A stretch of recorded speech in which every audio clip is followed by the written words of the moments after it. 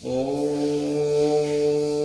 श्री गणेशाय नमः। ओम श्री रामाभ्याय नमः। ओम श्री हरिनारायणाभ्याय नमः। ओम श्री महेश्वराभ्याय नमः। ओम श्री हनुमताभ्याय नमः। आयुधि शरव समर्पिकै प्रभु निज आश्रमवाणी। कंदमूल फल भोजन दीन भगत हित जानी। कंदमूल फल भोजन दीन भगत हित जानी। शव अस्त्र शस्त्र समर्पण करके मुनि प्रभु श्री राम जी को अपने आश्रम में ले आए और उन्हें परम हित जानकर भक्ति पूर्वक कंदमूल और फल का भोजन कराया। प्राति कहा मुनि शनि रघुराई। निर्भय यज्ञ करहु तुम जाई। होम करन लागे मुनि झारी। आप रहे मख की रखवाई। शोनि मारीच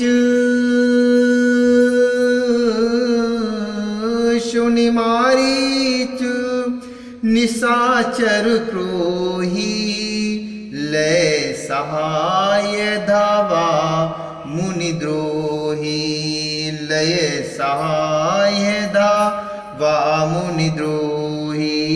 बिनु फरुबान राम ते मारा। बिनु फरुबान राम ते मारा।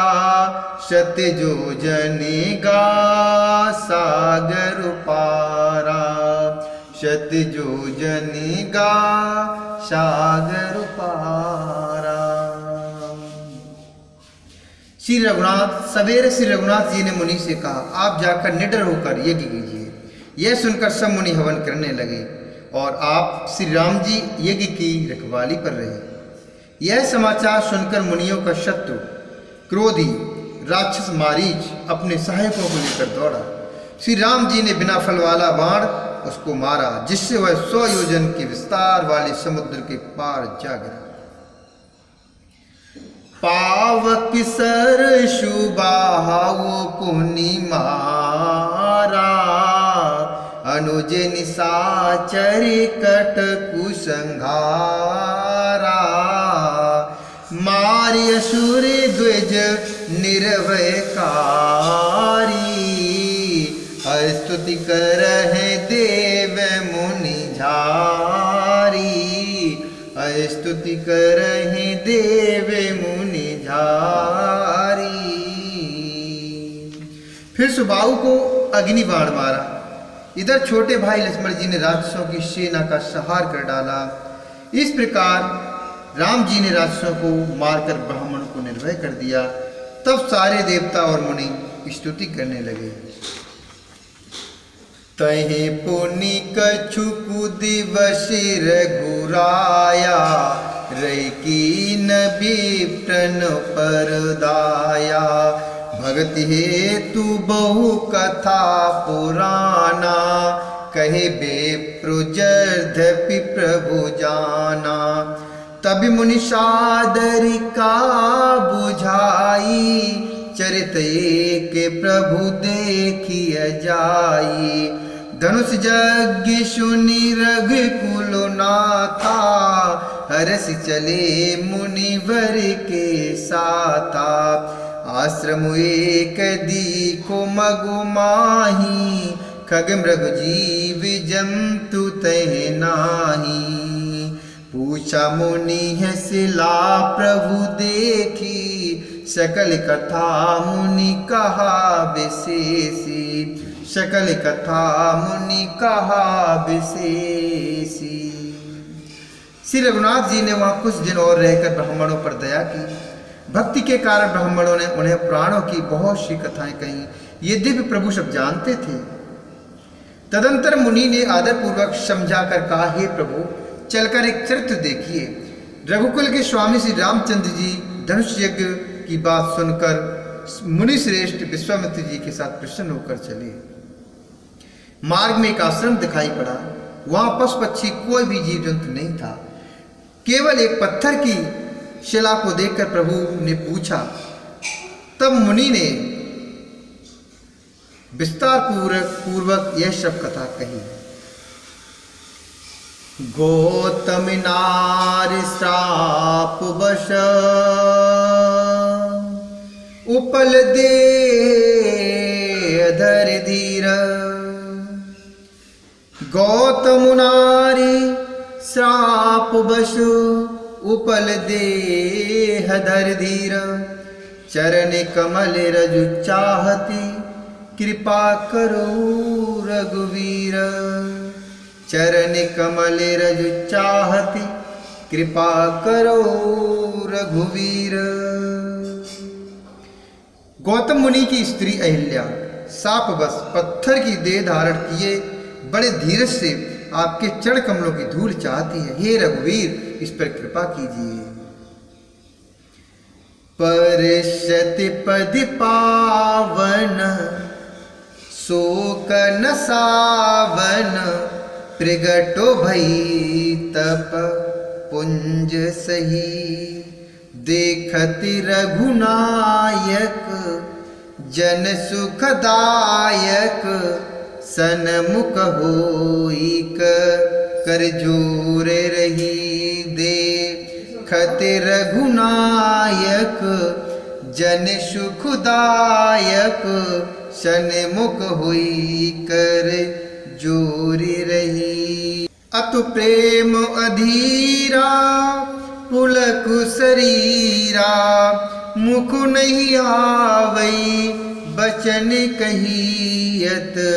सै बड़ु भागी चरणन लागी। जुगल नयन जल धारु बहियत। सै बड़ु भागी चरणन लागी। जुगल नयन जल धारु बही।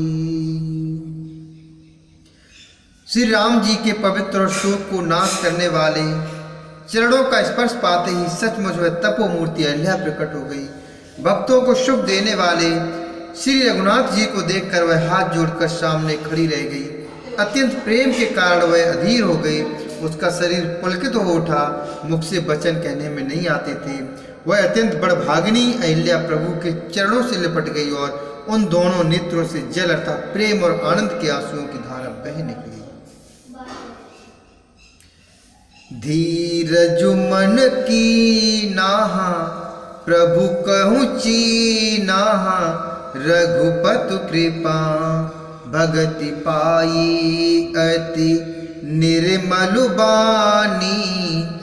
स्तुति ठानी ज्ञान गम्य जय रघुराई। अति निर्मल बानी स्तुति ठानी ज्ञान गम्य जय रघुराई।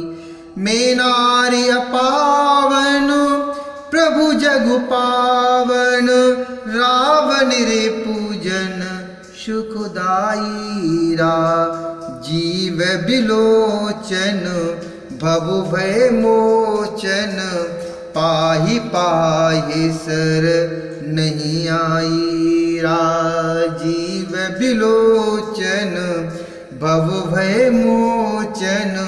पाहि पाहि सर नहीं आई। पाहि पाहि सर नहीं आई। फिर उसने मन में धीरज धरकर प्रभु को पहचाना। श्री रघुनाथ जी की कृपा से भक्ति प्राप्त की। तब अत्यंत निर्मल वाणी से उसने इस प्रकार स्तुति प्रारंभ की कि हे ज्ञान से जानने योग्य श्री रघुनाथ जी, आपकी जय हो। मैं सही जी अपवित्र स्त्री हूँ, और हे प्रभु, आप जगत को पवित्र करने वाले, भक्तों को सुख देने वाले और रावण के शत्रु हैं। हे कमल नयन, हे संसार अर्थात जन्म मृत्यु के भय से छुड़ाने वाले, मैं आपकी शरण आई हूँ, कृपया मेरी रक्षा कीजिए, मेरी रक्षा कीजिए। मुनि श्रापि जो दीना, अति भल कीना, परम अनुग्रह में जाना दे। क्यों भरि लोचन हरि भव मोचन, यही लाभ शंकर जाना दे। क्यों भरि लोचन हरि भव मोचन, यही लाभ शंकर जाना। बिनती प्रभु मोरी मैं मति भोरी, नाथ न मागऊं बरआना। पद कमल परागा रस अनुरागा, मम मन मधुपु करे पाना। पद कमल परागा रस अनुरागा, मम मन मधुपु करे पाना। मम मन मधुपु करे पाना। मुनि ने जो श्राप दिया था सो बहुत ही अच्छा किया। मैं उसे अत्यंत अनुग्रह मानती हूँ कि जिसके कारण मैंने संसार से छुड़ाने वाले श्री हरि अर्थात आपको नेत्र भरकर देखा। इसी आपके दर्शन को शंकर जी सबसे बड़ा लाभ समझते हैं। हे प्रभु, मैं बुद्धि की बड़ी भोली हूँ, मेरी एक विनती है। हे नाथ, मैं और कोई वर नहीं मांगती, केवल यही चाहती हूँ कि मेरा मन रूपी भंवरा आपके चरण कमल की रज के प्रेम रूपी रस का सदा पान करता रहे। जेहि पद सूर सरिता, परम पुनीता, प्रगटो भई शिव शीस धरी। जेहि पद सुर सरिता, परम पुनीता, प्रगटो भई शिव शीस धरी। सोई पदु पंकज जेहि, पूजत अजु मम सिर धरेउ कृपाल हरि। सोई पदु पंकजु जेहि, पूजत अजु मम सिर धरेउ कृपाल हरि। ए भात सिधारी गौतम नारी, बारु बारे हरि चरण परी। जो अति मनि भावा शोभरु पावा, गए पति लोको आनंद भरी। जो अति मनि भावा शोभरु पावा, गए पति लोको आनंद भरी। गए पति लोको आनंद भरी। जिन चरणों से परम पवित्र देव नदी गंगा जी प्रकट हुए, जिन्हें शिव जी ने सिर पर धारण किया, और जिन चरण कमलों को ब्रह्मा जी पूजते हैं, कृपालु हरि, आपने उन्हीं को मेरे सिर पर रखा। इस प्रकार स्तुति करती हुई बार बार भगवान के चरणों में गिरकर जो मन को बहुत ही अच्छा लगा, उस वर को पाकर गौतम की स्त्री अहिल्या आनंद में भरी हुई पतिलोक को चली गई। असु प्रभु दीन बंधु हरि, अस प्रभु दीन बंधु हरि, कारण रहे तो दयालु, तुलसीदास सटते भजो, छाड़ कपट जंजाल, तुलसीदास सटते भजो, छाड़ कपट जंजाल। प्रभु श्री रामचंद्र जी ऐसे दीन बंधु और बिना ही कारण दया करने वाले हैं। तुलसीदास जी कहते हैं, सठ हे मन, तू कपट जंजाल छोड़कर उन्हीं का भजन कर। मास पारायण 7वां विश्राम। मास पारायण 7वां विश्राम। चले राम लक्ष्मणी मुनि संगा, गए जहाँ जगे पावनी गंगा। चले राम लक्ष्मणी मुनि संगा, गए जहाँ जगी पावनी गंगा। गादि सुनु शबु, गादि सुनु शबु कथा सुनाई। जेहि प्रकार सुर सरु मही आई, जेहि प्रकार सुर सरु मही आई। श्री राम जी और लक्ष्मण जी मुनि के साथ चले हुए वहां गए जहां जगत को पवित्र करने वाली गंगा जी थी। महाराज गाजी के पुत्र विश्वामित्र जी ने वह सब कथा यह कह सुनाई जिस प्रकार देव नदी गंगा जी पृथ्वी पर आई थी। तबु प्रभु ऋषि समेत नहाए, विविध दानो मही देवन पाए। हरसि चले मुनि वृंद सहाया, बेगु विदेह नगर नियराया। पुर रम्यता, पुर रम्यता राम जग देखी। हर्षे अनुज समेत विशेषी, बापी कूप सरित सरिनाना। सलिले अनुज सलिले सुधा समो मनीषो पाना। गुंजति मंजू, गुंजति मंजू मत्त रस भृंगा। कूजति कले बहु बरनु विहंगा। बरनो बरनो बिक सी बन जाता। त्रिविध शरीर सदा सुखदाता। बरनो बरनो बिक सी बन जाता। त्रिविध शमीर सदा सुखदाता। तब प्रभु ने ऋषियों सहित गंगा जी में स्नान किया। ब्राह्मणों ने भांति भांति के दान पाए। फिर मुनि वृंद के साथ वे प्रसन्न होकर चले और शीघ्र ही जनकपुर के निकट पहुंच गए। श्री राम जी ने जब जनकपुर की शोभा देखी तब वे छोटे भाई लक्ष्मण से अत्यंत हर्षित हुए। वहाँ अनेक बावलियां, कुएं, नदी और तालाब हैं जिनमें अमृत के समान जल है और मणियों की सीढ़ियां बनी हुई हैं। मकरंद रस से मतवाले होकर भौरे सुंदर गुंजार कर रहे हैं। रंग बिरंगे बहुत से पक्षी मधुर शब्द कर रहे हैं। रंग रंग के कमल खिल रहे हैं। सदा सब ऋतुओं में सुख देने वाला शीतल मंद सुगंध पवन बह रहा है। सुमन बाटिका बागुबन विपुल विहंग निवास।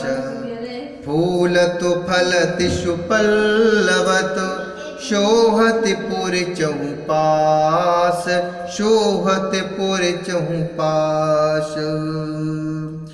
पुष्प वाटिका अर्थात फुलवारी, बाग और वन जिनमें बहुत से पक्षियों का निवास है। फूलते फलते और सुंदर पत्तों से लदे हुए नगर की चारों ओर से शोभित हैं। बनई न बरनत नगर निकाई। जहाँ जाए मनो तही लुभाई। चारु बजारु विचित्र बारी। मणिमय विधि जनु स्वकर संवारी। चारु बजारु विचित्र बारी। मनुमय विधि जनु स्वकर संवारी। धन को बने को बर धन दि समाना। बैठे सकल वस्तु लय, नाना चौहट सुंदर गली सुहाई, समततुर है सुगंध सिंचाई, चौहट सुंदर गली सुहाई, समततुर है सुगंध सिंचाई। नगर की सुंदरता का वर्णन करते नहीं बनता, मन जहाँ जाता है वहीं लुभा जाता अर्थात उसी में रम जाता है। सुंदर बाजार हैं, मड़ियों से बने हुए विचित्र सज्जे हैं, मानो ब्रह्मा ने उन्हें अपने हाथों से बनाया। कुबेर के समान श्रेष्ठ धनी व्यापारी सब प्रकार के नेक वस्तु लेकर दुकानों में बैठे हैं। सुंदर चौराहे और सुहावनी गलियां सदा सुगंध से सिंची रहती हैं।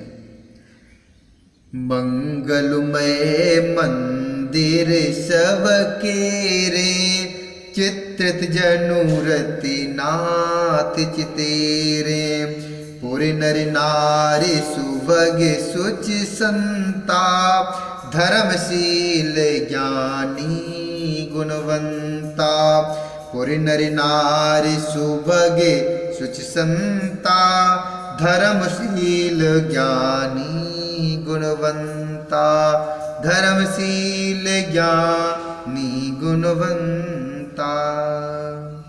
सबके घर मंगलमय हैं और उन पर चित्र खड़े हुए हैं, जिन्हें मानो कामदेव रूपी चित्रकार ने अंकित किया है। नगर के सभी स्त्री पुरुष सुंदर पवित्र साधु स्वभाव वाले धर्मात्मा ज्ञानी और गुणवान हैं। अति अनूप जहि जनक निवासु, बित कहीं विबुध बिलोकी बिलासु, होत चकित चित कोट बिलोकी, सकल भुवन शोभा जन रोकी, सकल भुवन शोभा जन रोकी, सकल भुवन शोभा जन रोकी। जहाँ जनक जी का अत्यंत अनुपम और सुंदर निवास स्थान अर्थात महल है, वहाँ के विलास ईश्वर को देखकर देवता भी थकित अर्थात स्तंभित हो जाते हैं। मनुष्य की तो बात ही क्या है। कोट राजमहल के परकोटे को देखकर चित्त चकित हो जाता है। ऐसा मालूम होता है मानो उसने समस्त लोगों की शोभा को रोक अर्थात घेर रखा है। धवल धाम मणि पुरटु पटु, सुघटितु नाना भांति, सिय निवास सुंदर सदन, शोभा किमु कही जाति, सिय निवास सुंदर सदन, शोभा किमु कही जाति।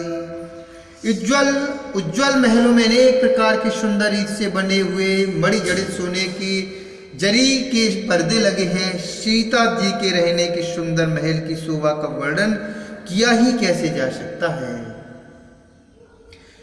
शुभगी द्वार सब कुल कपाटा, भूप वीर नट मागध भाटा, बनी विशाल बाज गजशाला, है गे रथ संकुल सब काला, है गे रथ संकुल सब काला, है गे रथ संकुल सब काला, सूर सचिव से नप बहुतेरे, नप ग्रह सरस सदन सब केरे, पुरबाहेर सर सर तु समीपा, उतरे जहाँ तहाँ विपुल महीपा, उतरे जहाँ तहाँ विपुल महीपा।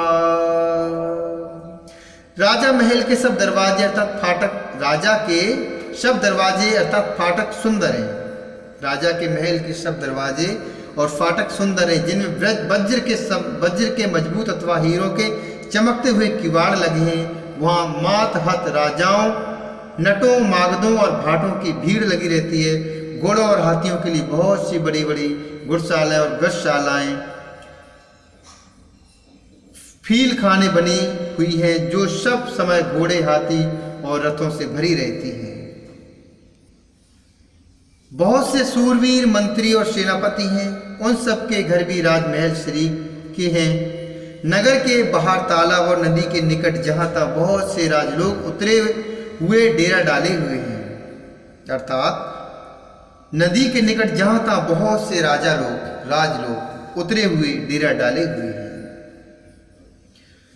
देखी अनूप एक अवराई, सब सुपासु सब भांति सुहाई।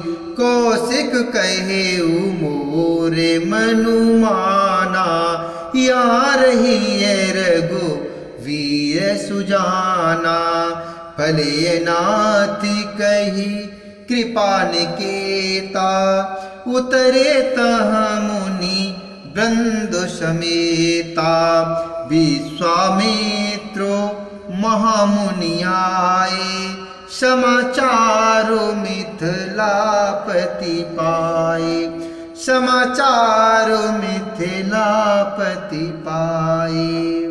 वही आमों का एक अनुपम बाग देखकर जहां सब प्रकार के शुभीते थे और जो सब तरह से सुहावना था, विश्वामित्र जी ने कहा, हे सुजान रघुवीर, मेरा मन कहता है कि यही राज आए। कृपा के धाम श्री रामचंद्र जी बहुत अच्छा स्वामिन कहकर वहीं मुनियों के समूह के साथ ठहर गए। मिथिलापति जनक जी ने जब यह समाचार पाया कि महामुनि विश्वामित्र आए हैं, बोलिए श्री रामचंद्र भगवान की जय, बोलिए श्री हरि नारायण भगवान की जय।